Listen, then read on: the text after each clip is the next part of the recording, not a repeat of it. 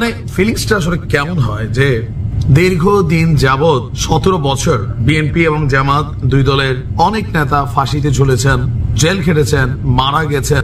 শেখ হাসিনার সরকারের পতনের জন্য ধীরে ধীরে যে প্ল্যাটফর্মটা তারা তৈরি করেছেন, একদম সর্বশেষ পর্যায়ে এসে একটা টোকা দিয়া সেই সরকারকে ফেলে দেওয়ার পর আগামী দিনের রাষ্ট্র ক্ষমতায় যাওয়ার জন্য বা নতুন বাংলাদেশ 53 বছরের যে রাজনীতির সংস্কৃতি সেটাকে দূরে ঠেলে নেতৃত্বের জায়গায় নতুন রাজনৈতিক নেতৃত্ব তৈরির জন্য আজকে যে মহা সমাবেশের আয়োজন করছে বিএনপি এবং জামাতের যারা নেতাকর্মী আছেন, ফিলিংসটা আসলে কেমন আমরা অনলাইনে দেখতে পাচ্ছি। গেল 6 মাস আগেও বা এই সরকার গঠনের পরপরও সমন্বয়কদের জন্য বিএনপি এবং জামাতে যে সকল নেতাকর্মীদের প্রচন্ড ভালোবাসা ছিল, বাট যখনই তারা রাজনৈতিক দলের ঘোষণা দিল ভালোবাসায় টান পড়েছে। তবে টান পড়ুক আর না পড়ুক, সবার দৃষ্টি এখন ক্ষমতা।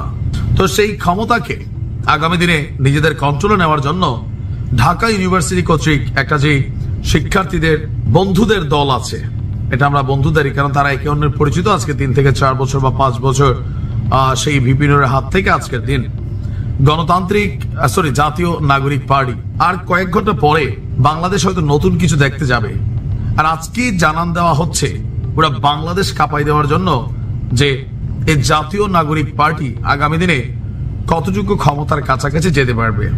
কথা বলছি এই মুহূর্তে, আমি যখন কথা বলছি বিশাল স্টেজ, 4 থেকে 5 লক্ষ লোকের সমাগমের অপেক্ষা। হয়তোবা যখন ওই ভিডিও দেখছেন অলরেডি মানুষ হয়ে গেছে। তো এই সিচুয়েশনটা বিএনপি এবং জামাতের জন্য আসলে বিষয়টা কেমন? ডক্টর ইউনূস সরকারের উপর টোটালি আস্থা হারিয়ে ফেলেছে বিএনপি, কারণ এই যে পার্টি যেটা তৈরি হচ্ছে, ডক্টর ইউনূসের দীর্ঘদিনের একটা স্বপ্ন ছিল যেটা নিজে পারেন নাই, আজকে ছাত্রদের মাধ্যমে দিনে এটা কেউ কেউ বলছেন যে করিয়ে দেখেছেন, আশ্বস্ত করেছেন। একদম সরকারি থেকে অনেক ধরনের সহযোগিতা তাদেরকে দেওয়া হয়েছে এবং কি ভবিষ্যতেও আগামী দিনে নির্বাচন হলে যে নিরপেক্ষ বা লেভেল প্লেইং ফিল্ড অন্যান্য রাজনৈতিক দলগুলোর সাথে ছাত্রদের এই দলটার পার্থক্য থাকবে, কারণ সরকারে তাদেরই উপদেষ্টা হচ্ছে যিনি এই দলটার পেছনে সবচেয়ে বড় ভূমিকা রেখেছেন, ডক্টর মোহাম্মদ ইউনূস। অপরদিকে নাহিদ এবং আসিফ এবং মাহফুজ তারা কিন্তু ক্ষমতাতে আছে, একজনের সিট আরেকজন নিচ্ছে, বাট কন্ট্রোলিং রাখছে সরকারের উপর। তো একটা নতুন রাজনৈতিক দল, দেখেন এদেশের মানুষের কিন্তু চাওয়া ছিল গতানুগতিক দ্বারায় আওয়ামী লীগের বিপরীত বিএনপি, বিএনপির বিপরীত আওয়ামী লীগ, আর বাকিরা হচ্ছে পরজীবী। কারণ এককভাবে জামাত জীবনে পাশ করতে পারবে না, জাতীয় পার্টিও পারবে না।